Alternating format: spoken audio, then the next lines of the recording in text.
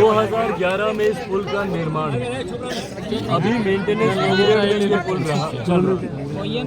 उस दौरान अगर इस पुल के साथ ऐसा हादसा होता है तो इससे दो चीजें सामने आती हैं। या तो इसके निर्माण के दौरान ही इस तरीके की घटिया सामान का इस्तेमाल किया गया जिसकी वजह से आज ये पुल इस हालत में, और या फिर जो लंबे समय से स्थानीय लोग भी जिस बात को लेकर आंदोलन करते रहे, हम लोगों ने भी उस आंदोलन में उनका साथ दिया, उनकी बात को प्रदेश सरकार तक पहुंचाने का काम। बार बार वो आग्रह कर रहे थे कि जो बालू का खनन यहाँ पे हो उसको इस पुल के आसपास होने से रोका जाए। स्थानीय ग्रामीण आग्रह करते गए, आंदोलन करते गए, कर करके थक गए, पर राज्य सरकार के कान पर जूं तक नहीं रही। और इन्हीं दोनों चीज़ों का परिणाम है, भ्रष्टाचार का परिणाम है, और जिस तरीके से अवैध बालू खनन को जो स्थानीय प्रशासन के संरक्षण में बिहार के हर जिले में पनप रहा है, उसका परिणाम है कि इस तरीके से क्षतिग्रस्त हुए। अगर उस खनन को होने से रोका जाता तो संभवतः फिर भी उस पिलर को कुछ बल मिलता। अगर शुरुआत में ही इतने मजबूत सामग्री का इस्तेमाल किया जाता तो मेंटेनेंस पीरियड रहने के बावजूद पुल इस तरीके से धराशायी नहीं होता। ये दर्शाता है कि किस तरीके से मुख्यमंत्री नीतीश कुमार जी के शासन में लोगों की जान के साथ खिलवाड़ किया जा रहा है। इंफ्रास्ट्रक्चर डेवलपमेंट के नाम पे इस तरीके का इंफ्रास्ट्रक्चर तैयार किया जा रहा है जो कई ऐसी सड़कें हैं, आप जाइएगा, एक बरसात नहीं होती कि सड़कों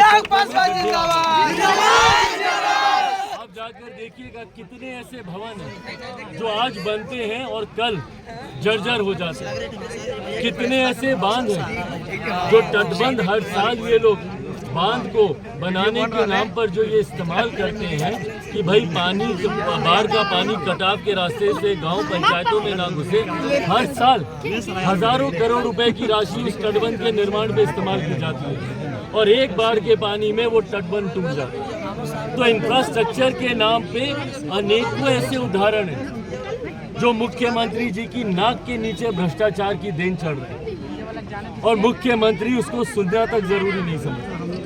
इसीलिए मुख्यमंत्री जी जब यहाँ पर आए थे अपने एक प्रिय मंत्री के साथ, उनका विरोध इसीलिए हुआ क्योंकि जनता को इस बात का आक्रोश है कि जब बार बार जनता आपको इस बात के बारे में कह रही है कि भैया आप अवैध बालू खनन को आप रुकवाइए, जब बार बार हम आपसे इस बात का हम आग्रह करते हैं कि कोई भी निर्माण कार्य हो रहा है तो उसकी गुणवत्ता पे ध्यान दिया जाए, तभी ना निर्माणाधीन पुल किस तरीके से धराशायी होते हैं। क्यों? क्योंकि उसकी गुणवत्ता पे ध्यान नहीं दिया जाता।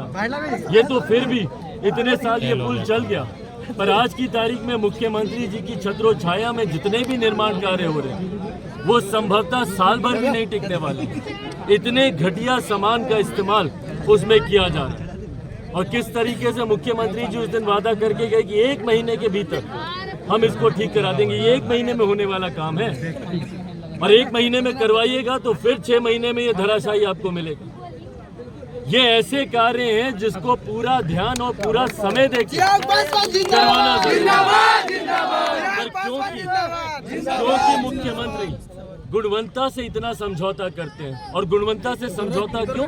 क्योंकि वहीं पे भ्रष्टाचार के दरवाजे खुलते हैं। अब जब तक सीमेंट में आप बालू मिट्टी नहीं मिलाइएगा तो कैसे पैसा बचेगा? जब तक आप घटिया सरिया इस्तेमाल नहीं कीजिएगा तो कैसे आपका पैसा बचेगा?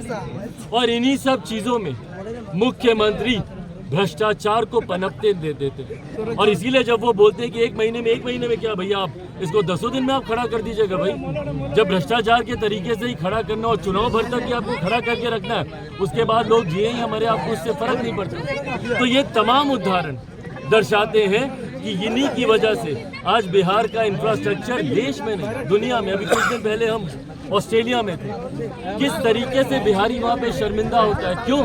क्योंकि बिहार की खबरें जाती हैं कि पुल हवा में गिर गया, बांध चूहे कुतर गए, और बिहारी देश में नहीं दुनिया में शर्मिंदा होता है, अपमानित होता है मुख्यमंत्री नीतीश कुमार जी के कार्यों